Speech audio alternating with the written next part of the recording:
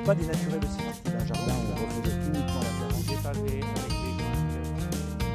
Là, c'est très fluctuant puisqu'on voit que les sujets par rapport à l'installation qu'ils ont sont déjà très. Un bon pépiniériste, c'est quelqu'un qui aime déjà son métier par-dessus tout. C'est un métier de passionné en fait. Donc c'est quelqu'un qui sait, je dirais, faire pousser les arbres dans son sol et les faire évoluer de manière à ce qu'on ait une bonne présentation de la plante et une bonne architecture de la plante. Nous, on a vraiment un rôle de fourniture, mais le métier a vraiment évolué. On a également maintenant un rôle vis-à-vis donc, de l'architecte paysagiste et de l'entrepreneur, un rôle de suivi. Le pépiniériste a son rôle parce que lui, il apporte, c'est comme celui qui faisait du mobilier. Dans un agencement d'intérieur, le mobilier a de l'important. Eh bien, l'arbre, au niveau du jardin, c'est ce qui va habiller. C'est ce qui va mettre du volume, c'est ce qui va mettre la différence, la couleur, le peps. On est amené à avoir beaucoup de végétaux qui ont des couleurs différentes.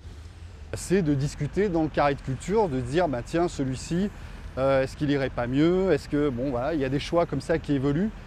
Donc voilà, le projet n'est pas figé, quoi.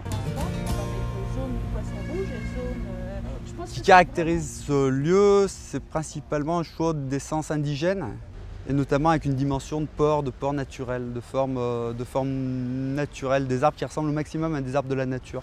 Ce qui est important, c'est de sélectionner une palette végétale qui soit adaptée à un environnement.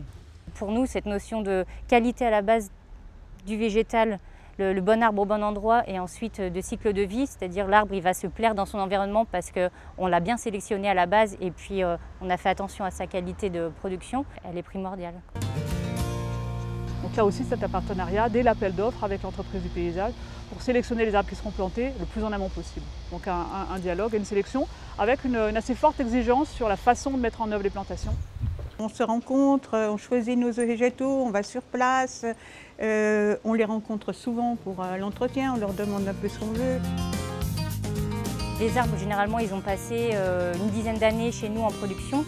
Et nous, tout ce qu'on leur souhaite, en fait, c'est de vivre le plus longtemps possible une fois sur le chantier. D'œuvrer pour l'avenir et justement avec un objectif de pérennité maximum. C'est un métier qui est assez terrien en fait. On est des agriculteurs modifiés, mais on reste des agriculteurs.